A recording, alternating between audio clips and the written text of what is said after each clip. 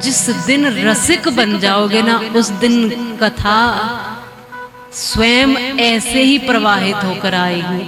कथा को परमात्मा भी रोकने वाले नहीं है आप तक पहुंचाने में, वो भी सहयोगी बन जाते हैं। जब रस बढ़ जाता है, आनंद बढ़ जाता है, इच्छा बढ़ जाती है, सहज भाव में अगर ठीक है मिल गई तो ठीक, ना मिल गई तो ठीक, ये रखोगे तब तो फिर गड़बड़ है।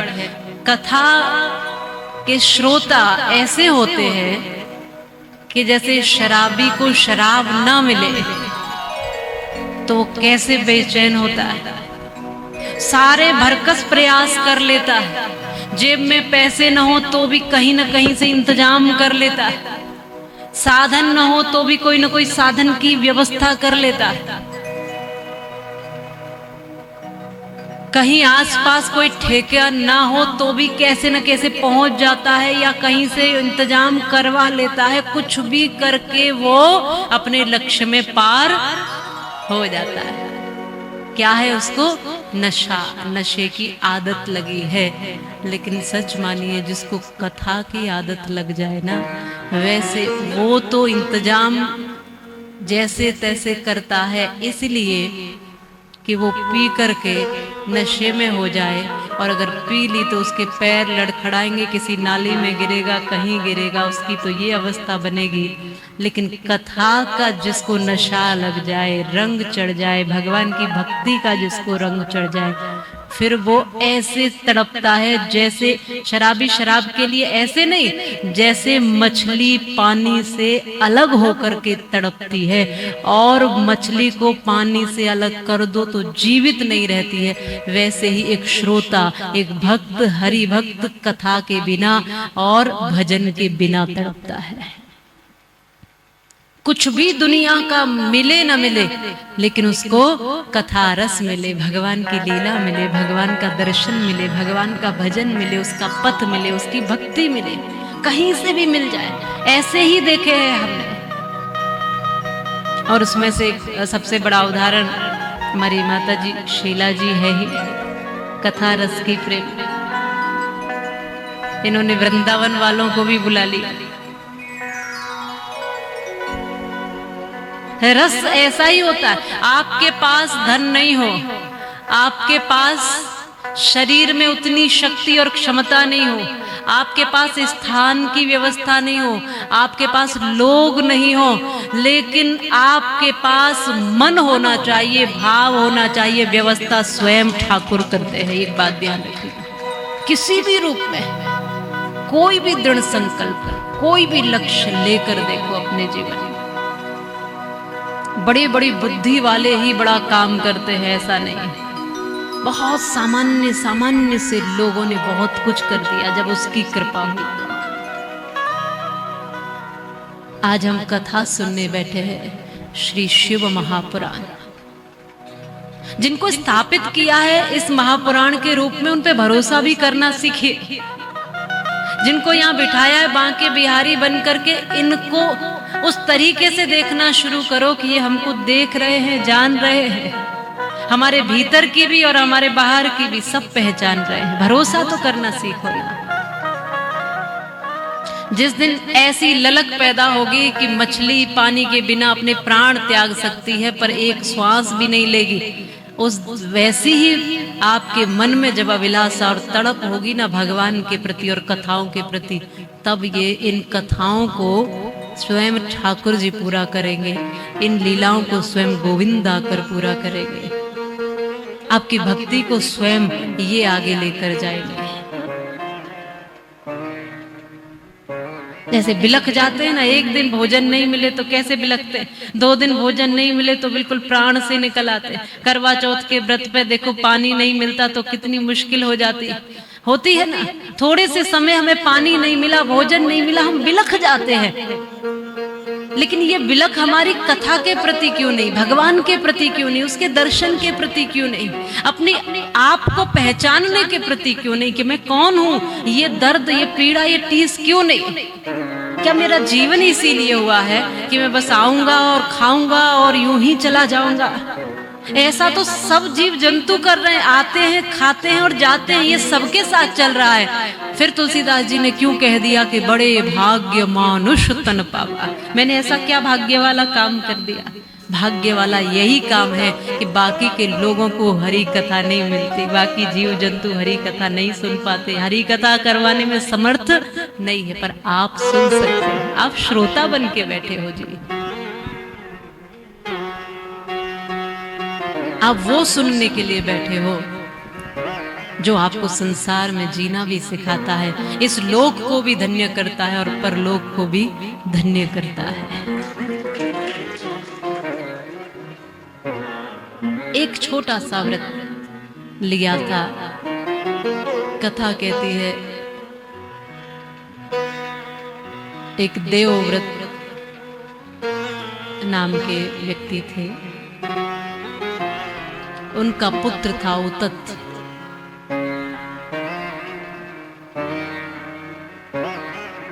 क्योंकि संतों ने थोड़ा श्राप दे दिया था, इसलिए ये बिल्कुल गूंगा और नासमझ और नादान और अज्ञानी सा था।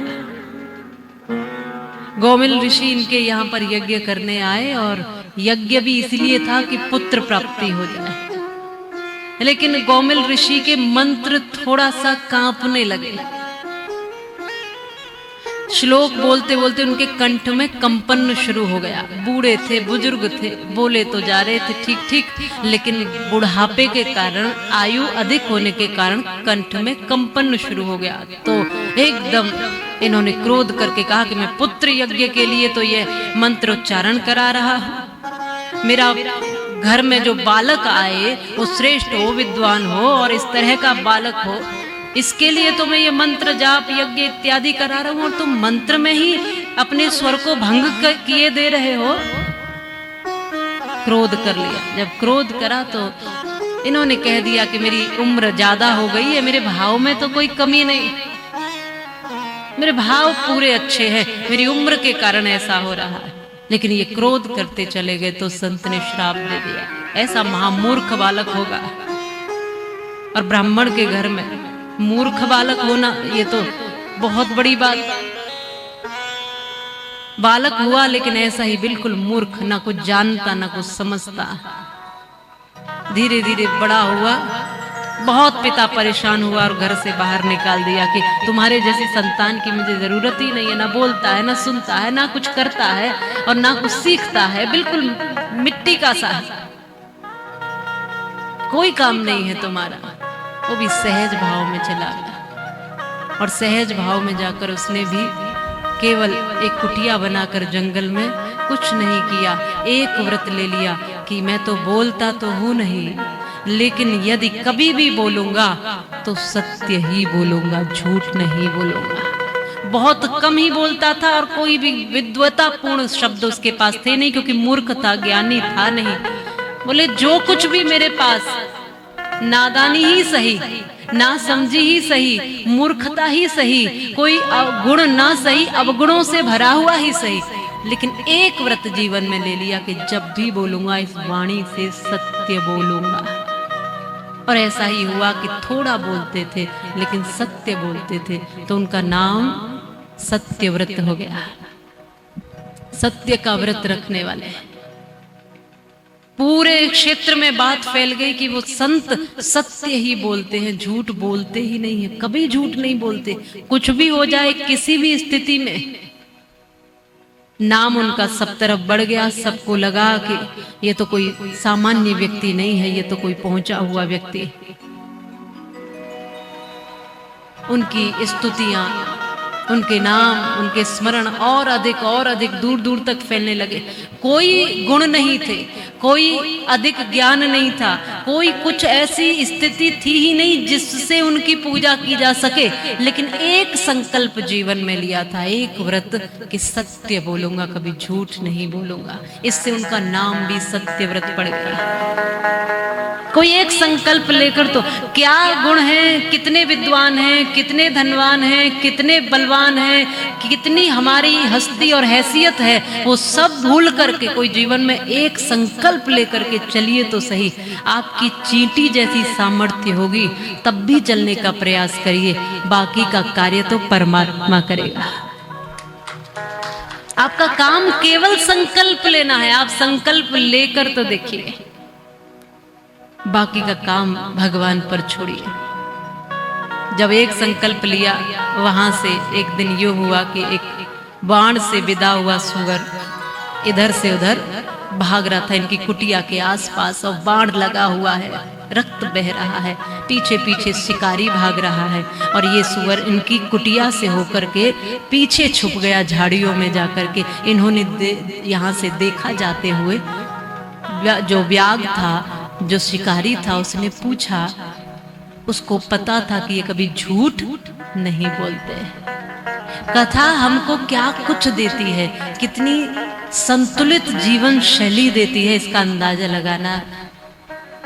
उस शिकारी ने इन साधु से पूछा, जिसको सब लोग सत्यव्रत कहते थे, उनसे पूछा कि मैं जानता हूं आप झूठ नहीं बोलते, तो मुझे एक चीज ये बता दो कि यहां से मेरा शिकार गया है, उसको देखा।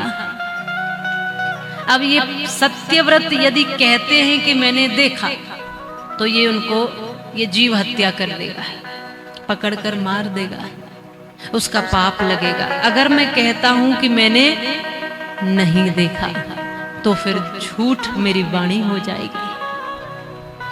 दोनों ही स्थिति में यहां इनके सामने असमंजस्यता वाली स्थिति है। क्या किया जाए? सामने से ही गया है ये शिकार, बाण विधा हुआ था, बाण लगा हुआ था, ये भी सत्यव्रत यहीं बैठे थे, और शिकारी सामने से ही आकर पूछ रहा है कि मेरा शिकार आपने देखा? आप ही की कुटिया से होकर गया है, क्या करेंगे बोलो? कहते हैं देखा तो ये मार देगा, उसका पाप लगेगा, नहीं देखा तो झूठ का पाप लगेगा। अब क्या करना चाहिए ऐसे? लेकिन जब ये शिकार इनका आ रहा था, ये शिकारी पीछे पीछे जब भाग रहा था सूअर के, तो एकदम उस व्यथित प्राणी को देखकर इनके मुख से एकदम ऐ शब्द का उच्चारण हुआ, और वो माता भगवती का बीज मंत्र है। भूलवश ही सही इनके मुख से एक शब्द निकला, बोलते तो ज्यादा कुछ थे ही नहीं, एकदम से आह निकली उस प्राणी को देख करके, उसके दर्द को देख करके। बस एक शब्द मात्र से माँ भगवती की इन पर कृपा हुई, और इस तरह की विराट विद्वता और विराट बुद्धि इनको दी कि अब इन्होंने ऐसा उत्तर दिया उस शिकारी को कि शायद इससे पहले और इसके बाद भी इतना संतुलित उत्तर किसी ने सोचा भी नहीं। और शिकारी ने बार बार पूछा, बार बार पूछ रहा है, तब बहुत सुंदर सत्यव्रत ने कहा, या पश्यति न सा ब्रूते, या ब्रूते सा न पश्यति, अहो व्याध सुकार्यार्थिन किम प्रक्षसि पुनः पुनः। इन्होंने इतनी सटीक बात कही है, या पश्यति सा न ब्रूते, या पश्यति सा न ब्रूते। तुम मुझे पूछ रहे हो, या पश्यति सा न ब्रूते, या ब्रूते सा न पश्यति, माने जिसने देखा है। आप कहते हो कि तुमने यहाँ से जाते हुए देखा क्या? तो जिसने देखा है, किसने देखा? आंखों ने। तो जिसने देखा है वो बोल नहीं सकती, और जो बोल सकती है उसने देखा नहीं है। तो मुझे बार बार क्या पूछते हो, खुद ही देख लो। इतना सटीक जवाब किसी ने पहले नहीं दिया होगा। एकदम इनको माँ भगवती की शक्ति की कृपा ऐसी हुई कि तुम कह रहे हो मुझसे कि देखा है क्या? तो जिसने देखा है उसके पास वाणी है क्या? और जिसके पास वाणी है उसने देखा है क्या? वाणी बोल नहीं सकती, और वाणी माने वाणी देख नहीं सकती, और आंखें बोल नहीं सकती हैं। तो जिसने देखा है उसने बोलना नहीं सीखा, और जिसने बोलना सीखा उसने देखना नहीं सीखा। तो मुझे क्या पूछते हो? वहीं के वहीं सटीक उत्तर दिया। सब पापों से बच गए। उसकी मृत्यु का जो पाप लगता उससे भी, और झूठ बोलने का वो पाप लगता उससे भी, क्योंकि ये बात सत्य है। जो देख रही है वो बोल नहीं पा रही, और जिससे बोल रहे हो उसे देख नहीं पा रहा। या पश्यति सा न ब्रूते, सा ब्रूते या न पश्यति। ऐसा अद्भुत ज्ञान कैसे आ गया? केवल एक संकल्प धारण करने से। मैं सदैव सत्य बोलूंगा। इन 7 दिनों में ज्यादा कुछ नहीं तो कम से कम एक संकल्प तो धारण करना। कोई एक संकल्प कि ये कार्य अब मैं इस कथा से सीख लूंगा, या यहाँ से शुरू करूंगा, या मैं ऐसा करूंगा। कोई एक संकल्प तो लेकर देखिएगा। वैसे तो नित्य प्रति कहा है कि 7 संकल्प हमको धारण करने, 7 दिन की कथा है तो 7 गुण धारण करो और 7 बुराइयों को छोड़ो मन में। लेकिन ज्यादा नहीं तो एक कोई ऐसा व्रत तो लो कि यह कार्य मैं जीवन भर करूंगा। एक बुराई छोड़ करके और एक कोई अच्छा संकल्प रखो, और उसी संकल्प पर टिके रहो, चलते रहो, बढ़ते रहो, आगे चलते रहो। आपका कल्याण निश्चित है, यह कथा कहती है। ये बात सत्य है। शिव महापुराण शिव और शक्ति की ही आराधना के लिए नहीं है। उनकी आराधना करते करते अपने जीवन का स्मरण भी करते चलो कि मेरे जीवन में कहीं पर शिवत्व आ भी रहा है कि नहीं आ रहा है। ये भाव की कथा है। शिव वो है जो सबके है। शिव वो है जो सबकी सुनते हैं। शिव वो है जो पावन है। शिव वो है जो सुंदर है।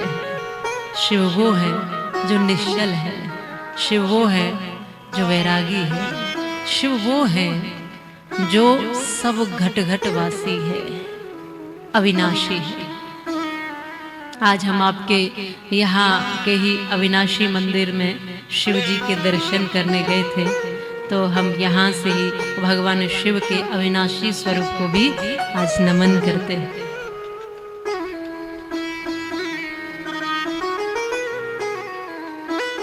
वो जो शांत है, वो जो तप में लगे हैं, वो जो नीलकंठ बने हैं, वो जो हर स्थिति में सम है, वो शिव है। ऐसे शिव की सानिध्य में आप बैठे। एक छोटे से छोटे जीव जंतु के लिए भी आपके मन में पीड़ा है, तो शिव भक्त हो आप, भगवान के भक्त हो आप। और इतने सरल और इतने सहज और इतने भोले हैं भगवान कि वो एक पत्ती भी चढ़ा दो प्रसन्न हो जाते हैं, जाने में या अनजाने में। यहाँ कथा आती है भगवान शिव के व्यागेश्वर स्वरूप की, व्यादेश्वर स्वरूप की। महादेव का एक ऐसा स्वरूप जिसने भक्त पर कृपा की, और भक्त भी ऐसा जो भक्त तो बाद में बना, उसको पता भी नहीं था कि मैं स्तुति कर भी रहा हूं कि नहीं कर रहा हूं, लेकिन भगवान पर चढ़ाए हुए बेलपत्र और पुष्पों से, जल से, अनजाने में ही सही वो प्रसन्न हो गए। ऐसा एक व्याग, ऐसा एक भील जो अपने परिवार के साथ रहता था। शिव महापुराण की यह जो कथा है कल आप सबने सुनी थी। रुद्रकोटि संहिता और शतरुद्रकोटि संहिता। तो इस तरह हमारी 4 संहिताओं को हमने अब तक श्रवण किया।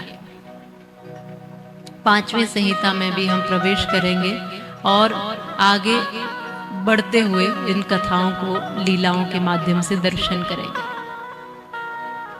कोई बहुत बड़ा योगी उसको पाता है ऐसा नहीं है। एक बहुत सहज सामान्य व्यक्ति उसको पा लेता है। ये सहज यूं ही सहजता में पा लेता है परमात्मा। इसलिए फकीरों ने उसको जल्दी पा लिया।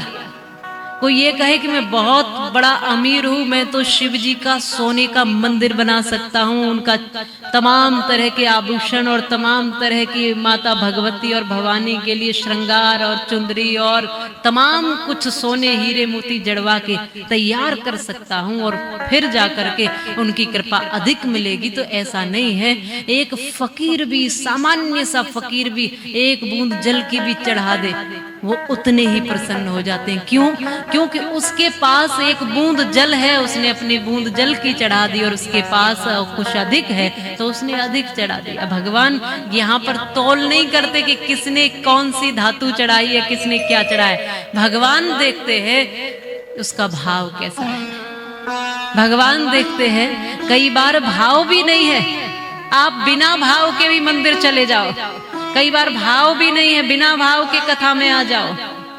मन नहीं है आने का तो भी आ जाओ। हम कई बार निमंत्रण देते हैं, आज बिल्कुल मन नहीं है तो भी आ जाओ, एक न एक दिन भाव प्रकट हो ही जाएगा,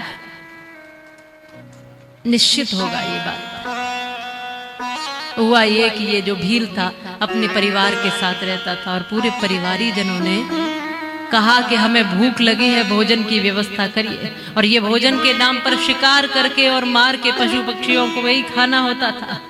तो कहा शीघ्र शीघ्र लाइए, हमारे भोजन की व्यवस्था करिए। पत्नी माता पिता सब कहने लगे। ये भी गया लेकर के बाण और पहुंच गया। पूरे जंगल में भटकने के बाद जब कोई न मिला तो फिर तालाब के किनारे ये सोच करके खड़ा हो गया कि कोई न कोई पशु पक्षी यहाँ पे जल पीने आएगा तो मैं उसको मार दूंगा, लेकिन मुझे देख के भाग न जाए, इसके लिए वो किनारे पर ही बेलपत्र का पेड़ था, उस पर ही चढ़ गया। अपने थोड़े से पानी को लिया, जल की व्यवस्था की, जल लिया हाथ में और एक हाथ में तीर लेकर के ये बैठा है, प्रतीक्षा कर रहा है। रात्रि हो गई है, अब घर इसलिए नहीं जा रहा कि एक तो इतना भ्रमण किया पूरे दिन, भूख से तड़पता रहा मैं स्वयं, और मैं भी भूखा, और मेरे घर में जाऊंगा सब लोग भूखे मिलेंगे तो कुछ भोजन की व्यवस्था करके ले जाऊं। क्योंकि जंगल में रहते थे तो ये जंगल के पशु पक्षी इन्हीं को मार के खाया करते थे। भगवान कितने दयालु हैं ये कथा बताती है। ये किसी को मारने के लिए बैठा है, प्रतीक्षा में बैठा है। पानी थोड़ा सा लिया इसने, पेड़ पर चढ़ गया, हाथ में धनुष बाण लेकर के प्रतीक्षा कर रहा है। एक पहर रात्रि का इसका जब बीतने लगा तो अचानक इसने देखा कि एक कोई ना कोई शिकार आ रहा है। इसने देखा कि एक हिरनी जो थी वो जल पीने के लिए आई। इसने जैसे ही देखा तुरंत बाण साध लिया, और जैसे ही बाण चलाना चाहा तो बाण चढ़ाते समय बेलपत्र से कुछ पत्ते टूट करके नीचे गिरे, और जो हाथ में जल था वो भी थोड़ा सा जल गिरा, और नीचे देखने पे पता चला कि वहां पर एक शिवलिंग था। नीचे शिवलिंग था, उसी के साथ बेलपत्र का पेड़ था।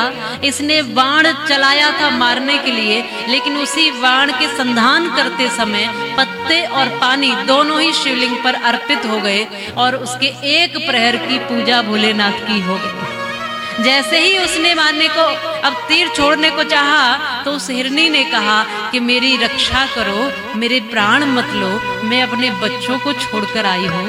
इसने कहा कि मैं भूखा हूं, मैं भी अपने बच्चों को छोड़कर आया हूं, मेरे बच्चे भी भूखे, मुझे भोजन की व्यवस्था करनी है उनके लिए। इसने कहा कि मैं अपने बच्चों का इंतजाम करके आती हूँ, थोड़ी देर रुकना, बस मैं आती हूँ और मेरी बात का विश्वास करना, मैं जरूर आऊंगी। इसने कहा कि ऐसे कौन भला कह करके दोबारा आ जाएगा। प्राण एक बार मैं बचा दूं, छोड़ दूं, तुम्हें ना मारूं, और तुम ऐसे हो कि दोबारा आ जाए। आजकल इंसानों की बात पे भरोसा नहीं होता। हाँ बोलो, होता है क्या? आज तो लोग ऐसे हैं कि बात बात में बात बदल देते हैं। पहले के व्यक्ति की बात में कुछ वजन होता था, जो कह दिया वो पत्थर की लकीर होती थी। अपनी बात खाली न चली जाए इसके लिए लोग कुछ भी करते थे, वचन की खातिर। प्राण जाए पर वचन न जाए, जो कह दिया वो कह दिया। अब लोग सुबह कुछ कहेंगे, शाम को कुछ और रात को कुछ, और सुबह पूछो कि रात को तो तुमने ऐसे कहा था, तो कहते हैं रात गई बात गई। बात बात में बात बदल देते हैं लोग। कोई पहचान है, कोई बात। इसीलिए तो लोगों की बात में या जुबान में शक्ति नहीं बची, वाणी में ताकत नहीं बची, क्योंकि ताकत जुबान में नहीं होती, ताकत सत्य में होती है, ताकत धर्म में होती है, ताकत चरित्र में होती है, ताकत इस वाणी में थोड़ी है। जब आप बोलोगे तो दहाड़ोगे, पर दहाड़ोगे कैसे?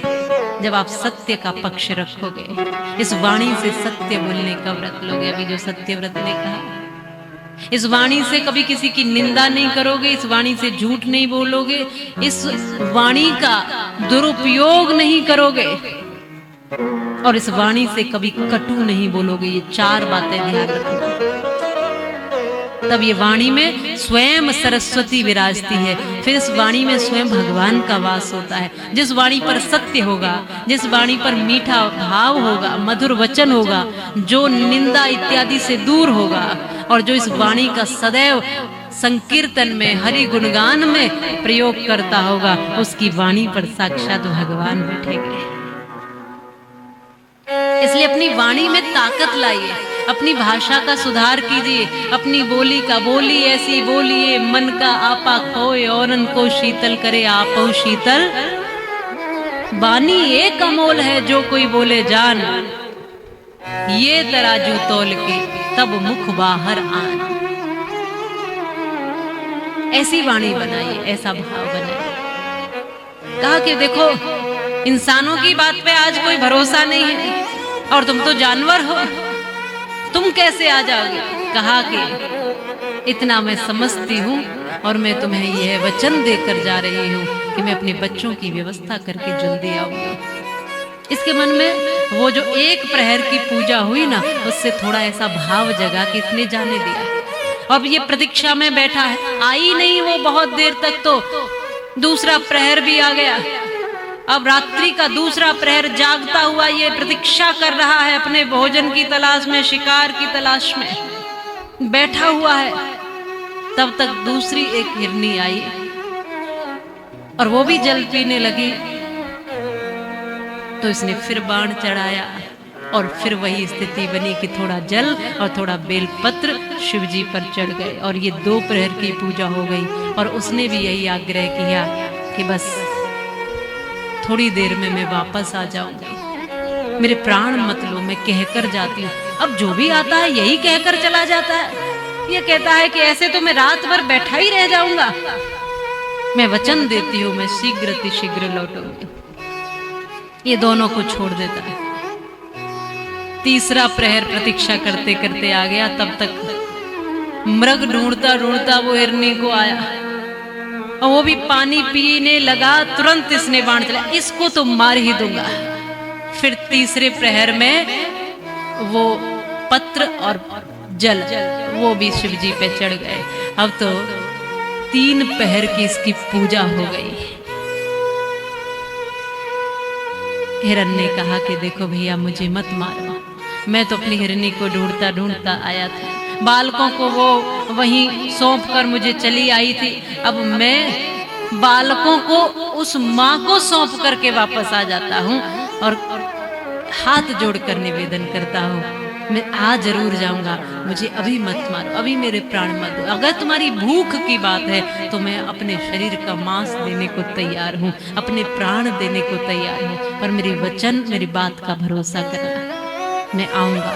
अब 3 प्रहर की पूजा इसकी अनजाने में ही हो गई थी। शिवजी पर वो अभिषेक एक तरह से पत्ते का और जल का हो ही गया था, इसलिए इसका भाव धीरे धीरे कुछ बदल रहा था।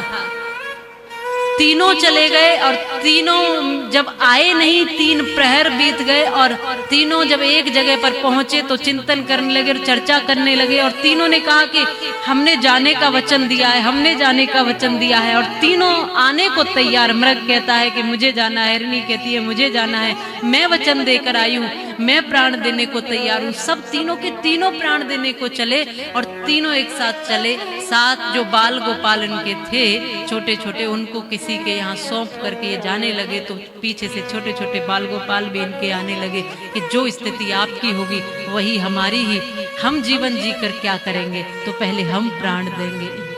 ऐसा भाव रख करके सभी के सभी जब यहाँ किनारे पर आए और ये खुश हो गया कि अब तो शिकार ही शिकार है। और इसने फिर बाण उठाया और जैसे ही चलाना चाहा तो वही बेलपत्र और पानी जल फिर से वही शिव जी पर।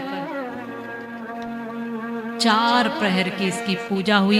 रात्रि भर ये जागता रहा। जागा था किसी और उद्देश्य से, लेकिन फिर भी भगवान की वहां सानिध्य थी, इसीलिए इसके कार्य में, इसके स्वभाव में, इसकी शैली में धीरे धीरे परिवर्तन होता चला गया। और 4 प्रहर की इसकी पूजा संपन्न होते ही वहां पर महादेव प्रकट हुए। इसका मन बदल गया, इसका भाव बदल गया। इसने जब देखा कि देखो अपने वचन के लिए पशु पक्षी तक इतने, जीव जंतु तक इतने तत्पर है, ये अपने प्राण देने को तैयार है, इनके बाल गोपाल अपने प्राण देने को तैयार है, और मैं कैसा हूं कि इनके प्राण लेने को तैयार हूं अपने उदर पूर्ति के लिए, अपने भोजन मात्र के लिए। मेरे भोजन के लिए और भी साधन हो सकते हैं, लेकिन इनका जीवन दोबारा नहीं मिल पाएगा। मन बदल गया, भाव बदल गया।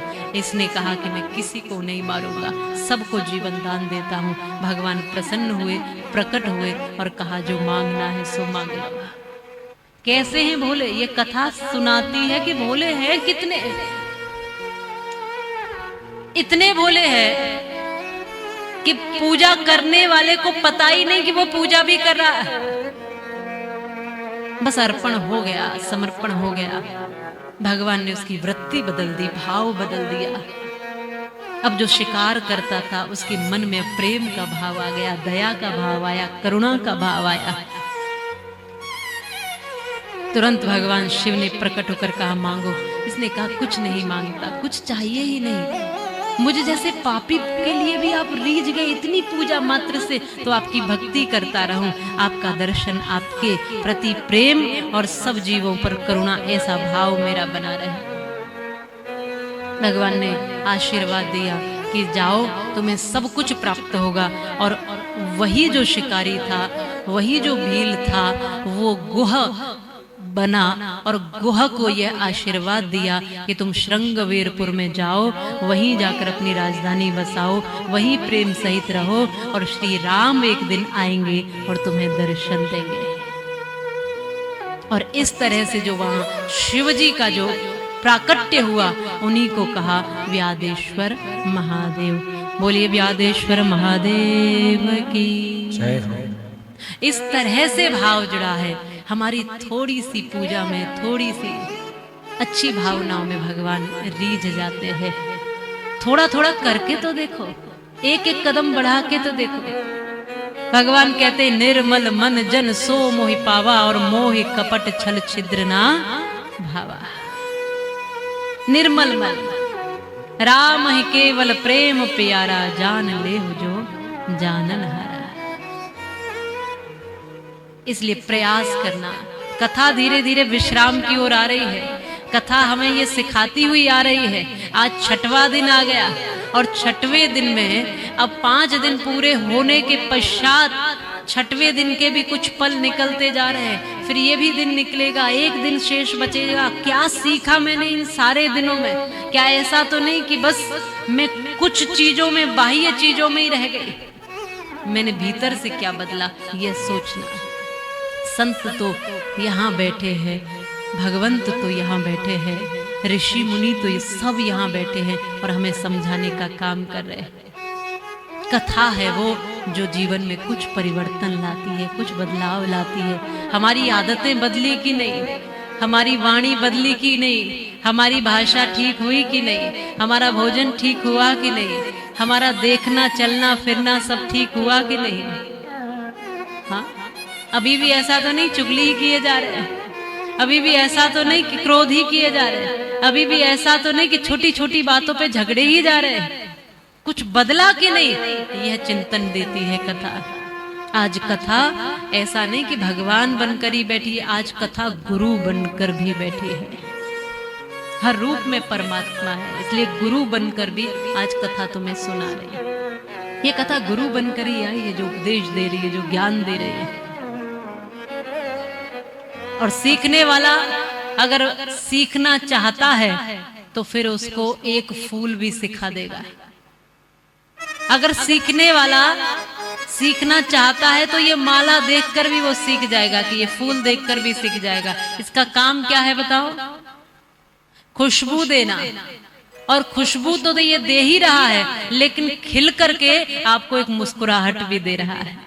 आपको ये समझा रहा है कि हर समय इसी तरह मुस्कुराते रहो, खिलते रहो और अपने जीवन से सबको सुगंधी बांटते रहो। आपके जीवन से सुगंधी आनी चाहिए, फूल बता रहा है।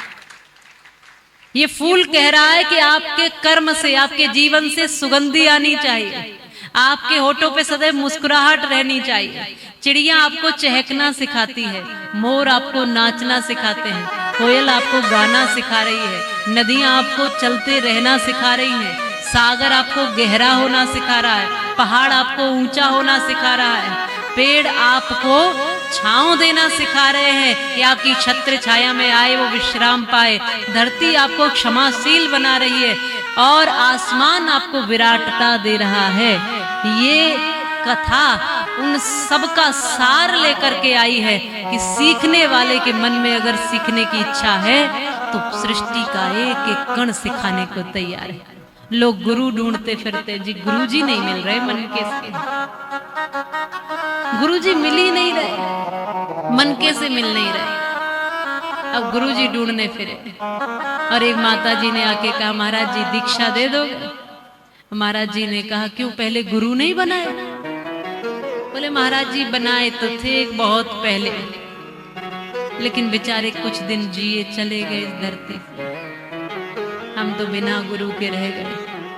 और फिर बहुत दिन बिना गुरु के ही भटकते रहे, बड़े दुखी हुए, बहुत परेशान हुए, इधर उधर भागते भागते फिर एक और गुरु मिले हमारे मन के से।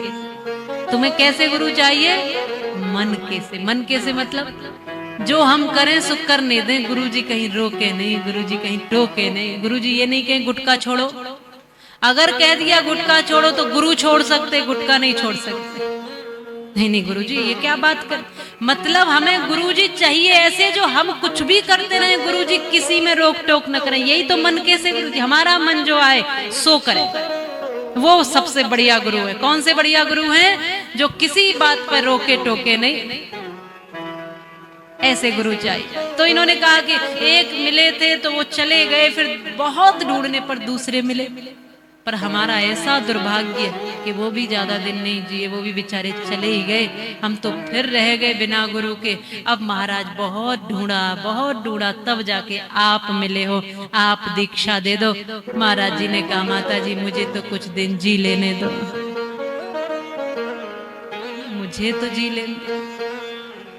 आपको जब वहां दो जगह कुछ नहीं मिला तो मिलने वाला यहाँ भी कुछ नहीं। समझो तो सही, देखो तो सही, गुरु ढूंढना नहीं पड़ता, गुरु तुम्हें ढूंढ ले। कुछ ऐसे पात्र बन जाओ। हम गुरु को ढूंढेंगे तो अपनी बुद्धि से ना, और हमारी बुद्धि कम होगी या गुरु की? बोलो, गुरु की बुद्धि कम है या हमारी? हमारी ही कम है ना, गुरु में तो कुछ अधिक ही होगा। तो हम ढूंढने निकलेंगे अपनी बुद्धि से और वो ढूंढेंगे अपनी बुद्धि से। तो जब हम ढूंढेंगे तो हमारी बुद्धि की एक सीमा है, लेकिन गुरु ढूंढेंगे तब वो हमारा कल्याण करके हमें सीधा ठाकुर तक पहुंचा देगा। वो हमें ढूंढ ले, कुछ ऐसे बन जाओ, लायक बन जाओ, पात्र बन जाओ, अच्छे बन जाओ, निर्दोष निश्चल बन जाओ। देखना आपको ढूंढते हुए आएंगे, जैसे शबरी को ढूंढते हुए श्री राम पहुंच गए। वो कहाँ ढूंढती फिरती जंगल में, वो भीलनी बेचारी कहाँ ढूंढती, उसको ढूंढते ढूंढते राम स्वयं पहुंच गए। जीवन ऐसा हो तो कोई ना कोई जीवन में गुरु तो आवश्यक है ही, जो मार्ग दिखा सके, जो रास्ता दिखा सके, जो बात बात पर तुम्हें डांट सके, जो तुम्हारे अवगुणों पर फटकार लगा सके, जो थोड़ी सी लगाम लगा सके। आज बच्चे माता पिता तक की भी नहीं सुनते हैं। पहले क्या था? पहले एक डर था, समाज का डर, माता पिता का डर, संतों का डर, गुरुओं का डर। समाज क्या कहेगा, माता पिता का सिर नीचे हो जाएगा, ये करने से पहले 100 बार सोचूंगा।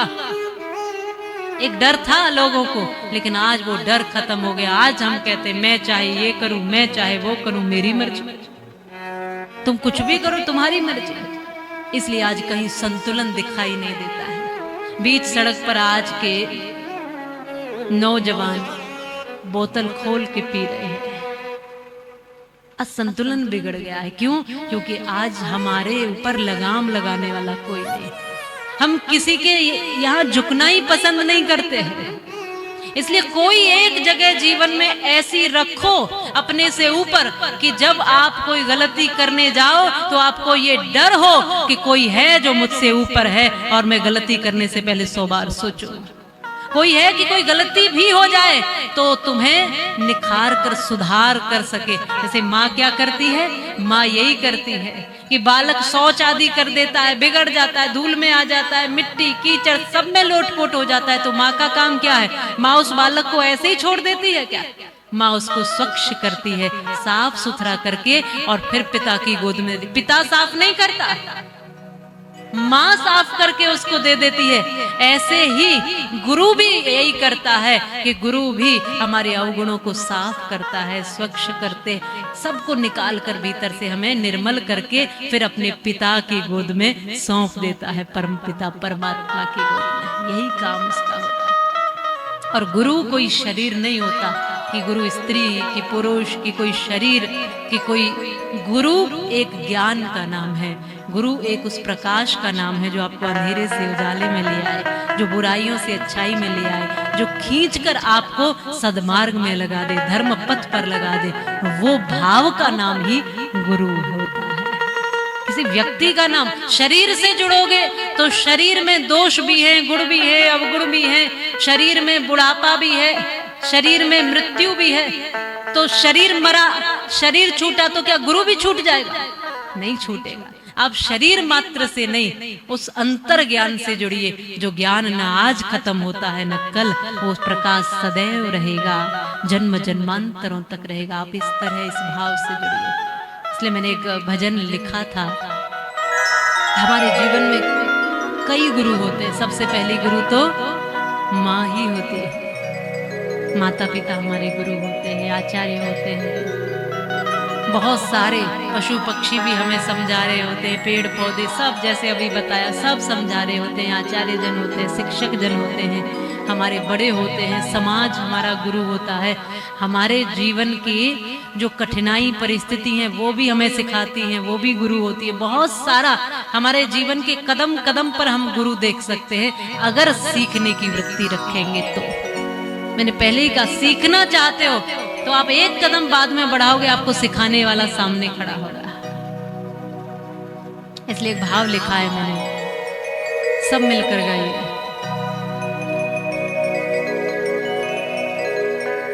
गुरु बिन ज्ञान न होगा बंदे, गुरु बिन ज्ञान न होगा, गुरु बिन ज्ञान न होगा बंदे,